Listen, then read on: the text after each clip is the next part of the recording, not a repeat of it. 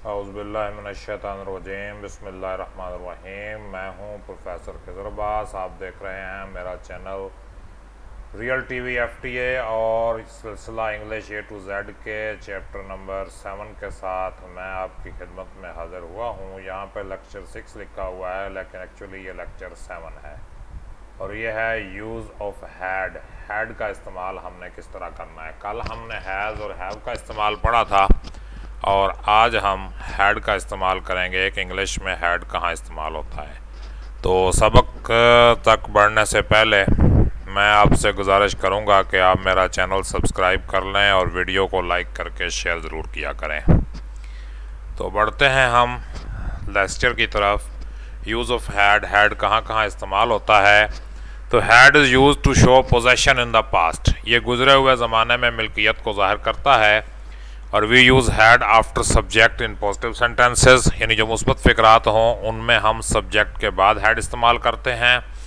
We use had not after subject in negative sentences, मनफी फ़िक्रात हों तो सब्जेक्ट के बाद हम हैड नॉट लगाते हैं। और अगर सवालिया फ़िक्रा हो तो क्या करेंगे, had is placed before subject in interrogative sentences. सवालिया फ़िक्रात में हैड जो है सब्जेक्ट से पहले आ जाता है।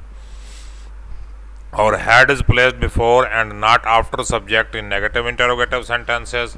मनफी सवालिया फ़िक्रे अगर होंगे तो उसमें हैड सब्जेक्ट से पहले आएगा और नॉट सब्जेक्ट के बाद आएगा। इसके बाद आ जाते हैं जी क्वेश्चन वर्ड। सवालिया लफ्ज़ जो है यानी WH वाला सवालिया लफ्ज़ वो कहाँ आएगा, ऑलवेज इन द बिगिनिंग, सबसे पहले आएगा।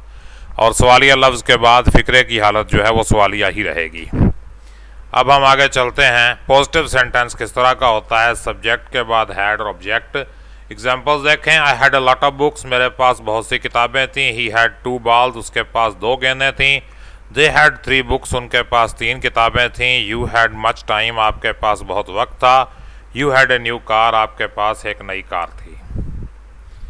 अब आ जाएं नेगेटिव फ़िक्रात किस तरह बनेंगे। I had not a lot of books, मेरे पास बहुत सी किताबें नहीं थीं। ही हैड नॉट 2 बॉल्स, उसके पास 2 गेंदें नहीं थीं। दे हैड नॉट 3 बुक्स, उनके पास 3 किताबें नहीं थीं। You had not much time, आपके पास ज़्यादा वक्त नहीं था। We had not a new car, हमारे पास एक नई कार नहीं थी। इसके बाद आ जाते हैं नेगेटिव नो वाले। नॉट और नो में फ़र्क मैंने आपको कल भी बताया था, आज फिर बता रहा हूँ कि नो जो है ये टोटल नेगेटिव को ज़ाहिर करता है और नॉट पार्शियल नेगेटिव को ज़ाहिर करता है। नॉट में कुछ ना कुछ मुस्बत के इम्कान होते हैं, लेकिन जब नो लग जाए तो मुस्बत का इम्कान नहीं रहता। आई हैड नो बुक, मेरे पास कोई किताब नहीं थी। ही हैड नो बॉल, उसके पास कोई बॉल नहीं थी। दे हैड नो बुक, उनके पास कोई किताब नहीं थी। यू हैड नो टाइम, आपके पास कोई वक्त नहीं था। और वी हैड नो कार, हमारे पास कोई कार नहीं थी। इंटरोगेटिव सेंटेंस यानी सवालिया फ़िक्रे में बात करते हैं। Had he a lot of mangoes, क्या उसके पास बहुत से आम थे। हैड आई न्यू बाइक, क्या मेरे पास नई बाइक थी। हैड दे एनी टाइम, क्या उनके पास कोई वक्त था। Had we all the answers, क्या हमारे पास सब जवाब थे। हैड यू ए बैट, क्या तुम्हारे पास एक बैट यानी बल्ला था। नेगेटिव इंटरोगेटिव सेंटेंस यानी जो मनफी भी है और सवालिया भी है, तो इसमें हैड के बाद सब्जेक्ट, फिर नॉट और फिर ऑब्जेक्ट के बाद क्वेश्चन मार्क लगेगा। तो had he not a lot of mangoes, क्या उसके पास बहुत से आम नहीं थे। Had I not a new bike, क्या मेरे पास नई बाइक नहीं थी। Had they not any time, क्या उनके पास कोई वक्त नहीं था। Had we not all the answers, क्या हमारे पास सारे जवाब नहीं थे। Had you not a bat, क्या आपके पास बल्ला नहीं था। इसके बाद आगे चलते हैं negative interrogative sentences.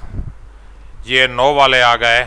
Had he no mango, क्या उसके पास कोई आम नहीं था। हैड आई नो बाइक, क्या मेरे पास कोई बाइक नहीं थी। हैड दे नो टाइम, क्या उनके पास वक्त नहीं था। हैड वी नो आंसर, क्या हमारे पास कोई जवाब नहीं था। हैड यू नो बैट, क्या तुम्हारे पास कोई बल्ला नहीं था।